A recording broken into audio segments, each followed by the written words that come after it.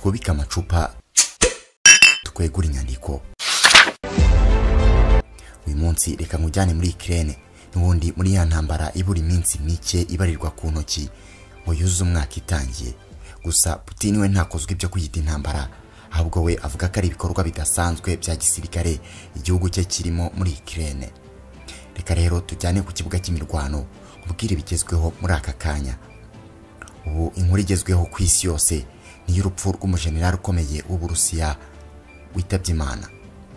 Ibitangazamakuru byose bikomeye mu isi kuva kuri The Moscow Times, New York Post, I24 News, Reuters, The Times, Daily Mail, Telegraph, Newsweek, BBC n'ibindi byinshi byanditse ko Major General Vladimir Makarov yasanzwe yashizemo umwuka, byose bikagerekwa kuri Perezida Vladimir Putin w'Uburusiya. Hakiyongeraho rero undi mubare utari muto w'abandi bajenerali bagiye bapfa mu bihe bitandukanye, nabo urupfu rwabo rukegekwa kuri Putin, byose bigasigura urujijo mu bantu. Ariko se mu by'ukuri uyu mujenerali wari umwe mu bakomeye mu Burusiya bitewe n'indi mirimo ikomeye yari afite mu butegetsi, yaba yazize iki? Yishwe nande gute? Hanyuma se isano riri hagati y'urupfu rwe n'abandi bajenerali byose bishyirwa kuri Putin ryo ni irihe? Kuki bakomeza kumushinja ko ari we ubica? Ibyo byose urabisobanukirwa muri iki kiganiro. Nitwa Oscar, dushime nguhaye ikaze.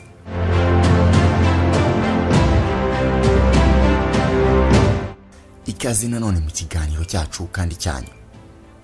Nibyo Major General Vladimir Makarov yapfuye, ariko mbere yuko nkubwira icyamwishe, hano hari ikibazo cyo kwibaza.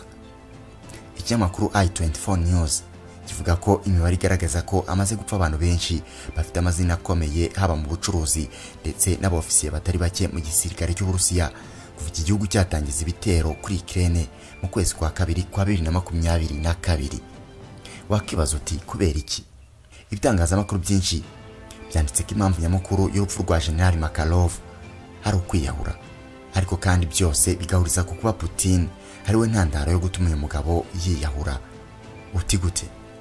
Ubundi bivuga ko uyu mujenerali ari wa hafi cyane ya Putin, akaba yasanzwe yiyahuye rero, ariko andi makuru akavuga ko yiyahuye nyuma y'iminsi mike cyane yubikiwe imbehe, yirukanwe mu kazi na Perezida Vladimir Putin.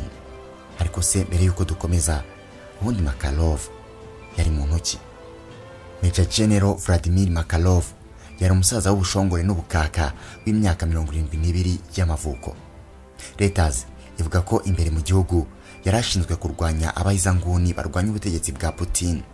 Bivuga ko kandi uyu yarashinzwe guhiga bukware abanenga ubutegetsi bwa Putin, barimo n'abanyamakuru badakozwe ingoma ya Kremlin. Makarov kandi yarashinzwe guhangana n'abakiri bato batayoboka Putin. Gusa ariko kuri uyu wa mbere abagize umuryango we barabyutse basanga nta gihumeka umwuka bazima nk'abandi. Uti byagenze gute? New York Post yanditse ko Makarov yasanzwe mu gace k'icyaro kitwa Gorikovo yashizemo umwuka, akaba ari amakuru bahawe n'ibiro ntaramakuru by'Abarusiya TASS. Daily Mail yo ivuga ko amakuru aturuka muri ako gace yaguyemo, avuga ko umugore wa Makarov witwa Valentina yari yibereye mu nzu yo mu nkengero hamwe n'umugabo we nk'ibisanzwe, ariho bari bamaranye iminsi.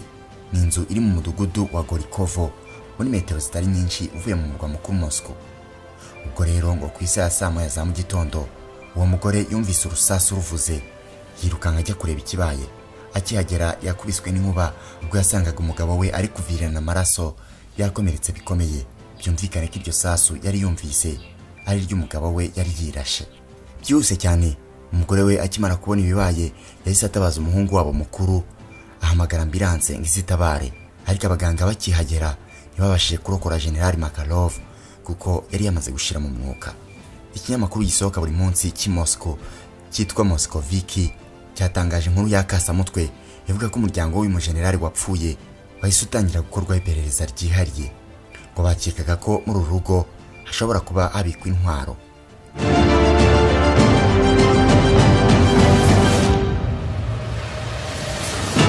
Intandaro rero y'urupfu rw'uyu mujenerali n'impamvu bihuzwa na Putin bigatekerezwa ko yaba ari watumye yiyambura ubuzima, ngo nuko uyu mugabo yari amaze iminsi mike yirukanwe mu kazi ke na Putin nyine. Abagize umuryango we bavuga ko yataye umutwe abura icyo gukora ubwo yaramaze kwirukanwa na Putin, ndetse ngo yagize depression mu buryo bukomeye, hagira igisa n'ihungabana rihambaye, rero bigatekerezwa ko hari byo bishobora kuba byaramuteye kwiyahura. Ngo byagaragariraga buri wese ko yagize ibibazo by'ihungabana mu mutwe nyuma yo kwirukanwa na Perezida Putin. Ibi ngo byatumye abona gupfa bimurutira kubaho, ahitamo gufata icyemezo kigayitse cyo kwinyuzamo rusasu akiyambura ubuzima. Si ubwa mbere bibayeho ko abasirikare bakuru mu gisirikare cy'Uburusiya biyahura muri ibi bihe by'intambara, kuko nk'ubwo ikinyamakuru Moscow Times cyandikirwa n'ubundi i Moscow mu Burusiya kivuga ko mu mpeshyi y'umwaka ushize hari raporo zagaragaje ko uwahoze akora mu kigo gishinzwe umutekano w'imbere mu gihugu FSB, Major General Yevgeny Robachev, hamwe n'umukozi w'ikigo cy'ubutasi bwo hanze y'igihugu SVR, Major General Lev Sotkov, nabo mu bihe bitandukanye ahantu hatandukanye basanzwe bapfuye, aho byemejwe ko nabo biyahuye. Aba rero bakiyongera abashoramari ndetse n'abacuruzi bakomeye b'Abarusiya bamaze gupfa kuva intambara yatangira, bose bikavuga ko biyahuye. Aha rero niho benshi bibaza batese koko aba bantu baba biyahuye cyangwa baba bishwe n'ubutegetsi ku nyungu runaka.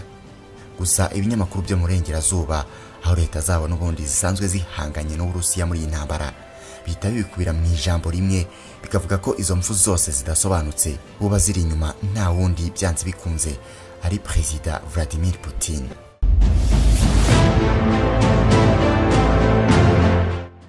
Tukiri mu Burusiya, indi nkuru ntagenda nakubwiye nayo igezweho muri aka kanya muri iyi ntambara, nuko kuri ubu ngo Uburusiya bwiteguye gufasha Ubuhinde gukora ibifaru bigezweho.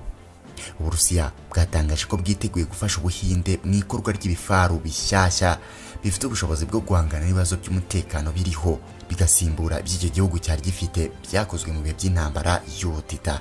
Byumvikana ko nyine byari bishaje bitakigezweho.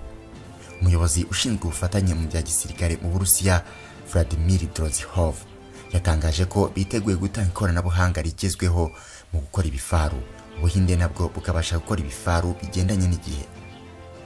Ikoranabuhanga Uburusiya bushaka gusangiza Ubuhinde n'iryifashishwe mu gukora ibifaru nka T14 na T15 icyo gihugu gikoresha byagiye ku isoko muri 2015. Urugero nka T14 ifite imbunda ya milimetero 125 n'ikoranabuhanga riyifasha kumenya aho umwanzi aherereye, ari nako ikoze mu bintu bituma abakoresha icyo gifaru bagira umutekano usesuye. Ibi bifaru bimaze iminsi byifashishwa mu ntambara Uburusiya buhanganyemo na Ukraine.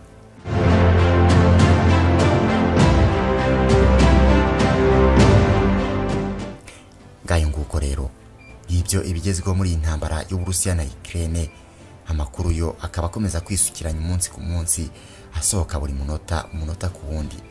Natwe turahari ngo tuyakugezeho 5 kuri 5 uko yakabaye, ariko kandi tukayavanga n'ubusesenguzi.